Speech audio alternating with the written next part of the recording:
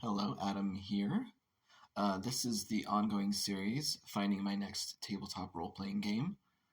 And I am a game designer, but also a GM in my own right. And so I am going to be looking for the things that make me happy about tabletop role playing games, trying to find the product, the game system that's perfect for me, and maybe for you too, if you're following along. You might be in a similar boat, trying to find something that you really, really love, a game you really love, and want to make your sort of default system. As before, I'm going to start out with the six. You can't see all my fingers.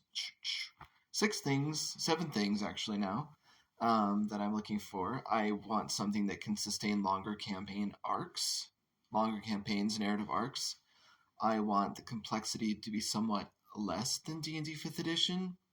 Um, I want it to be able to support a fantasy setting. And I actually kind of want the fantasy setting to be the default, so I don't have to come up with my own. But I don't want a super involved setting that rewards lore expertise and stuff like that. So I don't want it to be super niche either. But sort of a general fantasy setting or series of fantasy settings. I want to root out bioessentialism.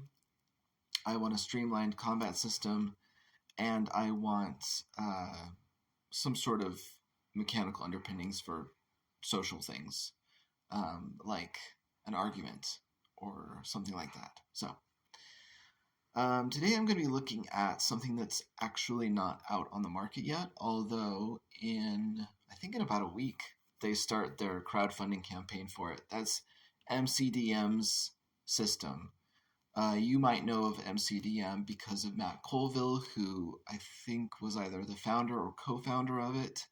And you might know their monster book, Flea Immortals, or something like that. Anyway, in the wake of the open game license fiasco in January of this year, Matt Colville announced that his publishing company, MCDM, would be publishing their own fantasy tabletop role-playing game. Does not yet have a name, or at least not one that's been announced, but we know a lot about it because he's been sort of doing this series of designer, like what goes into making a tabletop role-playing game. So he described it as having 4 core traits: tactical, heroic, fantasy, and cinematic. He said, and those all sound fine to me, he said that it should cover every popular genre of fantasy. I'm paraphrasing, of course, but that's basically what he promised. And that sounds pretty great too. Because I want something that's designed for fantasy, but not pigeonholed into one unique subgenre of it, or one really niche setting. He said it sounds simpler overall. He says we're not going to be bothering with the non-heroic, exciting parts of fantasy. So no encumbrance rules, no tracking arrows or rations as those get depleted. And they're doing away with spell slots. There's some sort of stress mechanism instead that determines how well you cast a spell, not whether you can, which sounds really good. And then there's actually no armor class, at least in some of the videos I've been watching. Maybe things have changed, but there's no armor class or defense score or anything like that. It's just, and no attack rolls either, right? You just roll damage. You're like, I'm going to attack that one, and then you roll damage, and depending on how well you roll damage determines whether or not it's, a minor flesh wound or something greater. And then if you don't roll very well, then they might get to counterattack, something like that. So far, this sounds really good. It sounds really promising. Because it's not out yet, I can't evaluate it completely. Like, I don't know if there's going to be a lot of bioessentialism in there. I hope not. Please, Matt Colville, no.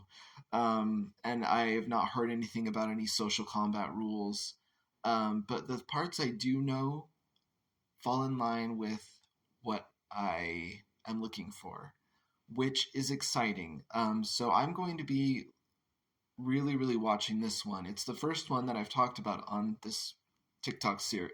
TikTok series um, that actually meets all of my criteria, at least in terms of the information I know so far. There were one or two things I wasn't sure about. His latest video talked about particular classes, and I'm not sure I love the idea of classes. I feel like classes really pigeonhole characters, and I'm always trying to like when I play. I'm usually the GM, but when I play a character, I'm often trying to like push against the boundaries of that class in some way or another. Um, like trying to make a rogue out of something that's that actually is technically a fighter, something like that. So we'll see. But so there are classes, and I think I could get behind it if they're done really well. I understand the the designer's reasons for classes, right? It's a group of traits. It's easier to balance a game between classes than between individual traits that you choose like from a list or by using a point system or something. So I understand why a designer might be drawn to that. It's much easier, far less of a headache, and far you can really prevent, um, like the power gaming kind of character builds. Um, but it's been done a lot, so we'll see. Um, and they also said something weird which was their shadow, which is kind of similar to a rogue, thief, burglar type, with emphasis on sneaking around, assassinating people, I suppose. So their shadow class actually relies on magic, and they said that that was more exciting than the type that is just some regular guy with a dagger or short sword. And I was kind of like, I like that regular guy with a dagger or short sword. I don't necessarily want to put magic, like have a magical character regardless of what I play. So, but it's still early in development, and we'll see.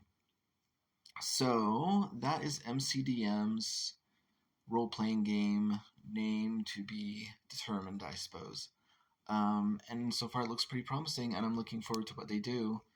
Um, on December 7th, their crowdfunding campaign starts, so I'm following it, and I am looking forward to seeing what they have on their backer kit page, and hopefully it's something that I'll want to back and maybe become my next favorite TTRPG system. We'll see.